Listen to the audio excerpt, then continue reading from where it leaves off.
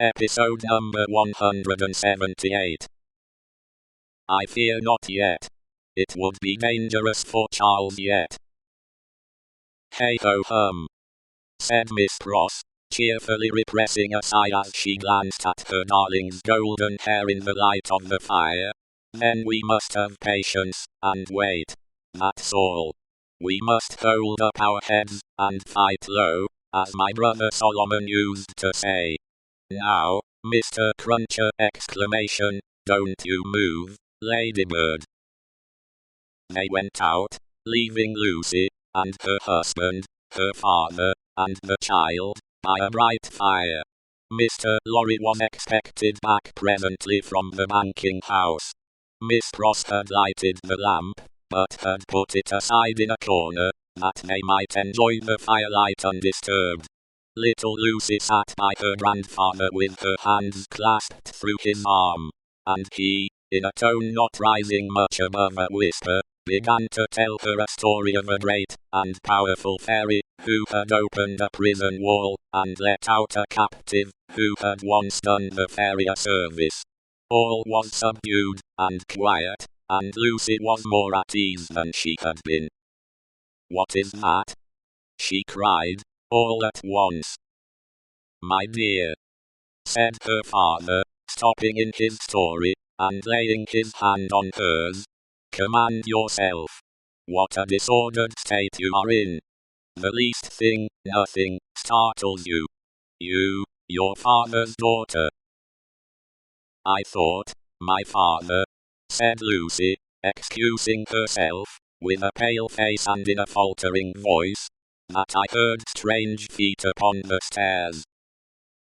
"My love, the staircase is as still as death." As he said the word, a blow was struck upon the door.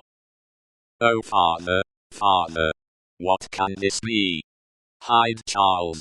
Save him." "My child," said the doctor, rising, and laying his hand upon her shoulder, "I have saved him. What weakness is this, my dear? Let me go to the door." He took the lamp in his hand, crossed the two intervening outer rooms, and opened it.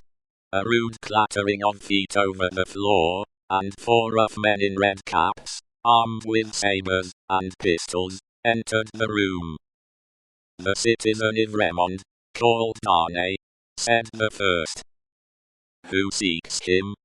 answered Darnay. "I seek him. We seek him. I know you, Evremond. I saw you before the tribunal today.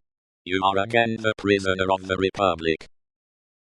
The 4 surrounded him, where he stood with his wife and child clinging to him.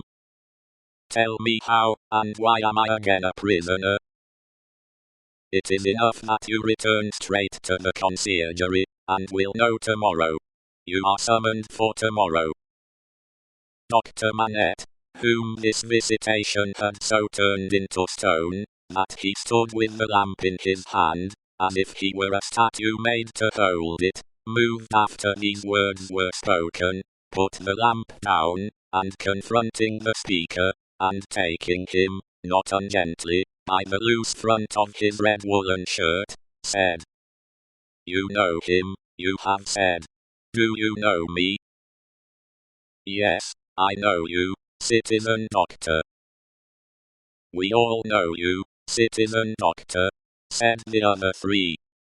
He looked abstractedly from one to another, and said, in a lower voice, after a pause, "Will you answer his question to me then? How does this happen,